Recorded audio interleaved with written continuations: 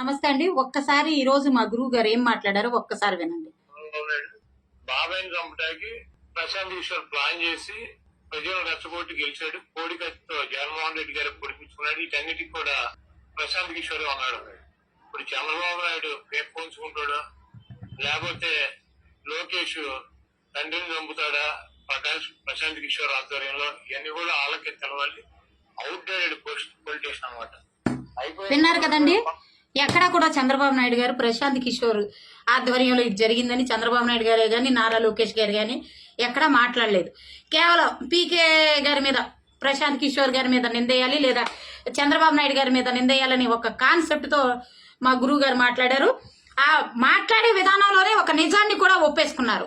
అధికారం కోసం, ఒక సీఎం సీటు కోసం బాబాయిని చంపించడం వాస్తవం. కోడికత్తి డ్రామా ఆడడం కూడా వాస్తవం మా జగన్మోహన్ రెడ్డి.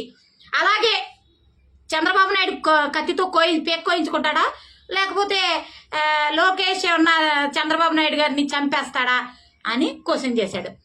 బాబు కొడాలి నాని, నీలాగా నీ జగన్మోహన్ రెడ్డి లాగా నీచమైన రాజకీయాలు మా లోకేష్ గారికి రావు, చంద్రబాబు నాయుడు గారికి రావు.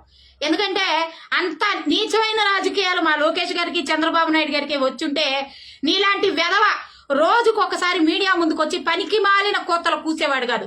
వైసీపీలో ఉన్న పనికి మాలిన ఆఖరికి ఆడవాళ్లతో సహా చంద్రబాబు నాయుడు గారిని, నారా లోకేష్ గారిని ఎన్ని మాటలు, ఎన్ని కారు కోతలు కూసినా సరే మీ మీద ఎలాంటి దాడి జరగకుండా ఈ రోజుకి మీరు సజీవంగా బ్రతికే ఉండి వాళ్ళ మీద అవాకులు చవాకులు పేలుతున్నారంటే ఇది ఒక్కటే సాక్ష్యం వాళ్ళు ఎంత నీతిగల రాజకీయాలు చేస్తారు అనేది. కాబట్టి గురుగారు చాలా థ్యాంక్స్ అండి. ప్రజలందరికీ ఇప్పటి వరకు ఒక డౌట్ ఉండేది, అసలు నిజంగా జగన్మోహన్ రెడ్డి గారు చంపారా లేదా అని. ఆయన అనుంగు శిష్యుడైన నువ్వు ఈరోజు దాన్ని బహిరంగంగా ఒప్పుకున్నావు. కోడికత్తి డ్రామా ఆడాడు మా జగన్మోహన్ రెడ్డి, సొంత బాబాయిని చంపేశాడు అని చెప్పి ఒప్పుకున్నావు. అందుకు ధన్యవాదాలు తెలియజేసుకుంటున్నాం గురుగారు. మీరు ఇలాగే ఫ్రస్ట్రేషన్లో ఓడిపోబోతున్నాననే ఫ్రస్ట్రేషన్లో జగన్మోహన్ రెడ్డికి సంబంధించిన నిజాలన్నీ కూడా బయట పెడుతూ ఉండాలని కోరుకుంటూ సెలవు తీసుకుంటున్నా.